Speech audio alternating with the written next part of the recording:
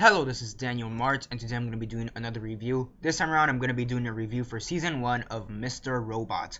So yeah, now I know Season 2, the first two episodes already premiered. They premiered on July 13th, 2016. So yeah, but before that Season 2 premiered, I wanted to at least watch the first season of Mr.Robot. So yeah, in the first season of Mr.Robot, it stars Rami Malek, Carly Chaikin, Portia Doubleday, Martin Wallstrom, Christian Slater, Michael Christopher, Stephanie Cornelians, um, Grace Gummer is season 2, never mind on her. Michael Gill, Gloria Rubin, Ben Rappaport, Ron Cephas Jones, Cephas Jones, Sunita Mani, Azar Khan, Michael Dreyer, D.B. Wrong, Brian Stokes Mitchell, Aaron Takashi, Frankie Shaw, Bruce Altman, Elliot Viller, Michael Hicks, and Michelle Hicks, and Sakina Jeffrey. So yeah, so that's the cast for season 1. Basically. Now, very fast as to why I'm even reviewing season 1 when I haven't even reviewed any of the previous episodes. Why am I going directly into season 1? Well, I heard a lot of good things about the show, but didn't really want to do. And this is basically how I'm going to be reviewing every single episode, so to speak. Will I review every individual episodes of season 2? Probably not. I'm probably just going to do this formula for Mr.Robot, just review it by the seasons. And yeah.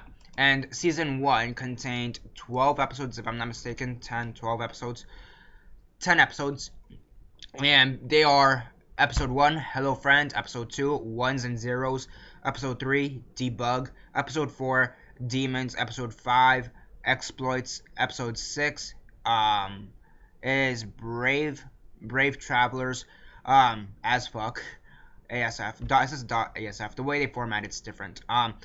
Episode 7 is View Source. Episode 8 is White Rose. Episode 9 is Mirrors or Mirroring. And episode 10 are 0 Days. So yeah, it's kind of weird how they kind of titled the episodes because it's EPS 1.1. For example, for episode 1, it'll be 1.0 underscore hellofriend.mov. But I'm just gonna read that what the word's supposed to be, so fuck it.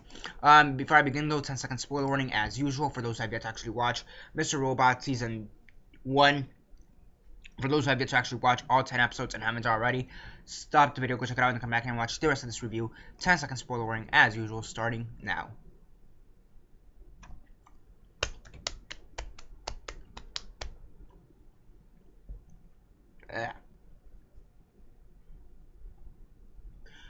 Okay, so 10 seconds are up, so for those who have yet to actually watch Mr.Robot Season 1 and haven't already, please don't comment down below or be messaging me that never gave you a fair warning, because as usual, I did. So as usual, quick synopsis, likes and dislikes, and then narrate. So basically you have Rami Malek, who portrays Elliot Anderson, and he's the security engineer at this company called AllSafe. And this AllSafe company is owned, or does business with this other company, which is bigger and more badder, called Evil Corp. Yeah, subtle. Evil Corp. Or E-Corp, but everybody just calls it Evil Corp. So, yeah. So basically, Elliot is this hacker. He hacks into people's lives. You know, he sees what they do through Facebook or Twitter, you know, their social medias. He sees how they are. And one day he is recruited by these gang of hackers. He's basically recruited with these gang of hackers called, not Anonymous. No, F Society. You know, fuck Society. How did I think Anonymous? The masks they use are actually pretty similar to the Anonymous mask, though, so that's why. But whatever, so, you know, you have F Society who's now trying to get rid of everybody's debt. It's basically Fight Club for hackers. I'm not even shitting you. It's fucking hilarious. That's the first thing I got within, like, the first 3 episodes. It's Fight Club with hackers. To the T. Yeah, they even have a Tyler Durden moment. What's his face? Christian Slater's character, Mr.Robot, is, spoilers, a fake. He's a figment of Elliot's imagination. And it seems like Elliot has known about the F Society team for some time, in accordance to Mr.Robot, because Mr.Robot's the one who started it, and, you know, Mr.Robot's technically Elliot, so, yeah. And it's just really his experience trying to figure out as society, trying to figure out this hacking universe, I suppose is how you'd say. This hacking group, and just trying to get rid of the world debt. However, towards the end, in episode 9, he does get rid of world debt. Once he does get rid of it, though, he sees that there were dire consequences, and he wants to know if there's a way to come back from it. So again, just like I said, Fight Club for hackers. Okay, so I'm not gonna lie. Within like the first 3 episodes, or maybe the first 2 episodes, I liked it, but I wasn't really getting into it. I saw the potential. But I'm like, let me just watch season 1, see where it goes. If I don't like it, I just won't watch season 2 or whatever. Who knows? It wasn't up until like episode 3 or 4 where I really started picking up the pace, and that's where I really started enjoying it, because that's where it got really interesting. I really did like it how we find out so many things about Elliot, how this neighbor turns into his girlfriend eventually, even though they started off by slinging drugs together, basically. That was pretty interesting, and the story arc with his girlfriend within the season, that was heartbreaking at the end, to say the least. The story with his the story arc with his with his with his friend, the blonde friend, that was interesting. Like I forget what her name is, the blonde chick in the show. Angelo, it says right here, Angelo. Her actress is okay, to be honest. She's probably the weakest actress, but she has really the most interesting story arc in this TV show, second to Elliot, who's our main character. And that's because during their childhood, during Angela and Elliot's childhood, their childhood friends, their parents died in this chemical explosion type of thing, or chemical poisoning or whatever, and that had to do with sewage. And the company that was at fault for it, the company who was at fault for it, which is tied to E Corp, would say, yeah, that's the workers' fault, even though it's technically the company's fault. So she had a pretty interesting backstory, and her trying to sue the company who did that, and eventually her having to work for this company at the end of the season was really cool. In my opinion, it was pretty interesting. Again, not the best actress in my opinion, probably the weakest in the whole cast, but still pretty good for what she had to do. Terrell though, he was our main villain. He was great as our main villain, Terrell. Played by Martin Wallstrom. I mean, he was really cynical. Yeah, he kind of reminded me of Jesse Eisenberg in The Social Network. Let's go with that. Social Network, Jesse Eisenberg. However, let's say he was trying to use Facebook for his own egotistical, evil means. You know, it's kind of like that. That's kind of how I pictured this character. But he was actually really sadistic and really great in my opinion. He's really manipulative, sadistic, just what you want out of a great villain. Compelling, because although he is rich, he is one of the high-end associates, or one of the high-end people at E Corp before he gets fired. But despite that, like, even when he gets fired, you feel bad for him. Like, oh shit, because his wife is pregnant, but his wife's a bitch, so whatever. But you do feel kind of bad for him, because he does have like those mental issues. Like, you feel like he's gonna snap at snap at your fingers or whatever, whatever. So when stuff does happen to him, you're like, you feel like, yeah, he deserves it, but at the same time, like, give him a break. He's struggled so much.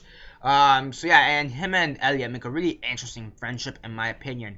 Christian Slater in his role was great, in my opinion. I haven't really seen much of Christian Slater. I know he was in the Name of the Rose, which is like his 3rd film, if I'm not mistaken. And I know he was in some other stuff. Robin Hood, Prince of Thieves. I know he was in that. He was in one of the Star Trek movies. He was in Fern Gully. I think he was in True Romance. I think so. And Vampire. Interview with a Vampire. But aside from that, I know some of the stuff he's been in, but I haven't seen them all. So yeah, I mean, but just seeing him in this role was, like, in this role as Mr. Robot, which is basically the Tyler Durden equivalent for the hackers, was actually pretty great, in my opinion. It was like really good. And yeah, it just proves that he's still a great actor. And, I mean, granted, I haven't seen that much of him, but I'm gonna assume that he's always been a great actor. So yeah, I really liked him as a whole. Really great series. The acting, for the most part, is great. Again, Portia Doubleday, who portrays Angela Moss, who's Elliot's blonde friend. She's probably the weakest actress, but even after that, she gives a decent performance. She tries. It is very compelling. I will say like the first 2 episodes were kind of slow, and that's what I kind of expect a slow burner. But there's a difference between a slow burner and just being boring, in my opinion. I found it interesting, but at the same time boring. So, yeah, I mean, overall, really good. Again, it wasn't up until like the third or fourth episode that I really started getting into it.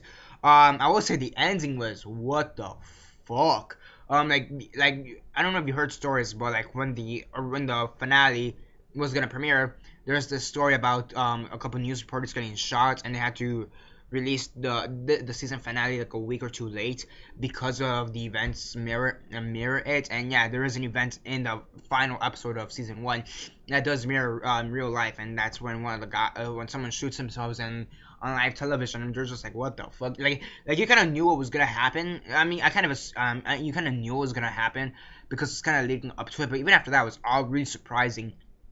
And again, Angela is there. Again, she has the most interesting backstory and character arc in this show, second to Elliot.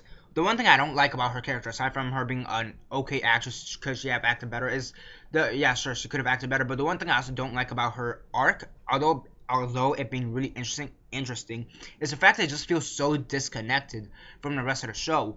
And what I mean by that is the fact that you have Elliot and Mr. Robot, their story arc goes together. The F Society's story arc goes together. You know, the whole world going to shit, and the credit base is all stuck together. It's one giant hellhole. But then you have Angela, who's first off, she decides to sue the company that killed her parents, and yeah, sure, that kind of ties into Elliot, but not really, because Elliot doesn't really know. He doesn't really do anything with that information. He's like, okay, bye. Then she eventually works for that company, and it just feels so disconnected. Like there is that slight connection. Yeah, she knows Elliot. Elliot is affected by these people. When he was affected by these people when he was a child, but whatever. Aside from that, it feels a bit disconnected. So I do hope that in season 2 they kind of connect that story arc a bit. Again, although it was really interesting and I really did like it, I just feel like it could have been better. It could have been better connected, in my opinion. And yeah, I will say though, if there's one character here I hated, and good thing she was only a minor character, was his therapist. That's Gloria Reuben's character, Krista Gordon.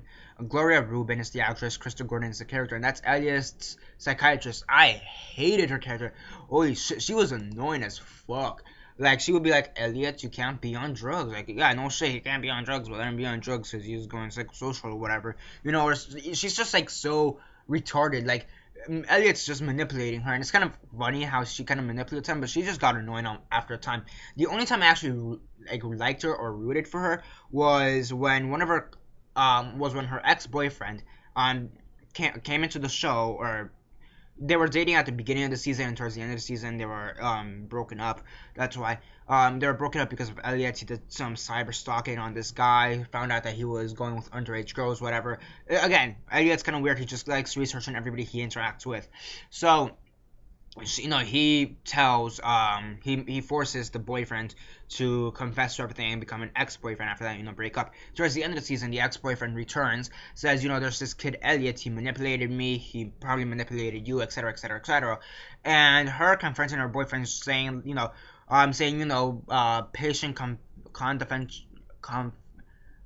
patient confidentiality. I won't tell you jack shit about my patients. That was probably the only shining moment she had in the whole season for me, because after that, because really she was just a big annoyance, in my opinion. But that's like the one scene I really liked with her, because yeah, we get the sense that she cares for Elliot, albeit in an annoying manner. But here she wasn't annoying, she was actually pretty good. And yeah, I just liked how despite what Elliot's done to her at that point, because at that point she's known what Elliot's done. Despite the fact that she knows that she more or less knows that he's involved with F Society or some hacking group to some degree. Like, she knows a lot more than she should because of some of the conversations her and Elliot have. That's the one time I actually felt like she actually did care. Like, you get a sense that she cares, but that's the one time I actually realized or like believed that she cared. And I'm not saying the actress for her is bad. Again, I'm saying again the weakest actress in my opinion is Portia Doubleday, who portrays Angela Moss. But I just felt like the writing for Gloria Rubin, who portrays Krista Gordon, who portrays the psychiatrist, I felt her writing was terrible in my opinion for the most part. Or just they just made her in an annoying manner. Maybe not the writing necessarily, but maybe more like the directions. So yeah. Overall great. Standout episodes in my opinion would have to be like the last three. Those were all standouts in my opinion. Those were all great. And I believe like the last, like the last 8, 9, and 10 are probably the best episodes in my opinion, because that's when you find out that Mr. Robot is Elliot's father. Okay, that's when you realize that Mr. Robot is a figment of Elliot's imagination. That's when you realize that Darlene is Elliot's sister. You get so much information for him. That's when you realize Terrell is gonna go batshit crazy if he doesn't try to ruin the business at E Corp. That's when Angela starts suing people and eventually winning her lawsuit, but then eventually working for these people. That's when all the shit kind of goes hits the fan, and it was just great in my opinion. So yeah. On a scale of 1 to 10, 1 being the worst, 10 being the best, and 6 being decent, I'm going to give this season 1 of Mr. Robot a 7.5 out of 10. I would give it an 8, however, the first 2 episodes, in my opinion, were kind of weak. Were a bit weak, in my opinion. The weakest episode for me would be episode 2, to be honest.